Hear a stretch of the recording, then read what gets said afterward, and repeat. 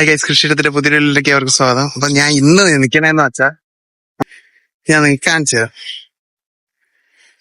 വിശാലമായ ആണ് പഞ്ചാബിലെ കോളിഫ്ലവർ കൃഷി. കൊള്ളാല്ലേ, നീണ്ടു വന്ന് കിടക്കണണ്ട. അങ്ങോട്ട് ഇറങ്ങാൻ പറ്റില്ല, വെള്ളമാണ്. നിങ്ങൾ ഇങ്ങനെ കണ്ട് അഡ്ജസ്റ്റ് ചെയ്യുക ഗൈസ്. ഇതാണ് ക്യാബേജ്. ഇത് ആദ്യത്തെ ഒരു ഇത് കഴിഞ്ഞായിരുന്നു. അപ്പൊ ഇനി അടുത്തതിന് വേണ്ടിയാണ് ഇത് സെറ്റ് ചെയ്ത് വെച്ചേക്കണത്. ഏകദേശം ഒരു ഒരേക്കറിനകത്ത് കാണുമായിരിക്കും. നല്ല ഏരിയ ഉണ്ട്. ഈ വീഡിയോയിൽ കാണുമ്പോൾ അല്ല, കുറച്ചുകൂടി ഏരിയ ഉണ്ട് കേട്ടോ.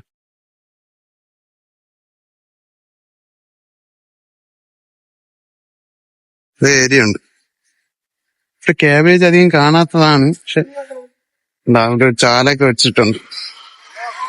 ചാലെന്ന് പറയാൻ പറ്റൂല, ഓട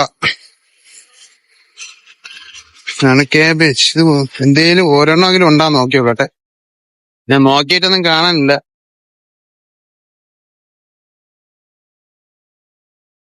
എല്ലാം പരുവായിട്ടുണ്ട്. 2 ദിവസം മുന്നേ ആയിരുന്നു ഇതിന്റെ ആദ്യത്തെ വിളവെടുപ്പ്. ഇപ്പൊ രണ്ടാമത്തത് ആവാറായി കാണും. ഒരുപാട് ഏരിയ ഉണ്ട്.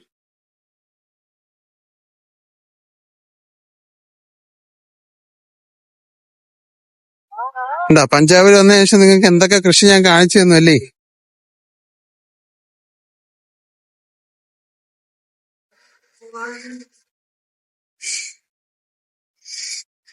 ഇത് വെള്ളം കെട്ടി നിർത്തിയേക്കണേന്ന് വെച്ചാൽ വേറെ എന്തുവാ ചെറിയ മറ്റേ എലി അങ്ങനത്തെ സംഭവമൊന്നും അങ്ങോട്ട് കയറാതിരിക്കാനാണെന്നാണ് എൻ്റെ ഒരു വിശ്വാസം.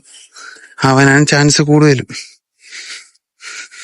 അതൊക്കെ അങ്ങോട്ട് കയറി കഴിഞ്ഞാൽ പിന്നെ മൂടോടെ പറിച്ചോണ്ട് പോകും. പിന്നെ ഇവിടെ ഏറ്റവും വലിയ ഉപകാരം എന്ന് വെച്ചാൽ പന്നി ശല്യം ഇല്ല.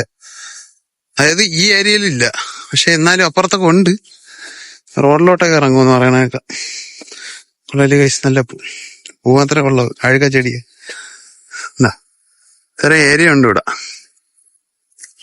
നേരെ സൈഡില് വേറെ പല സാധനങ്ങളും ഉണ്ട്.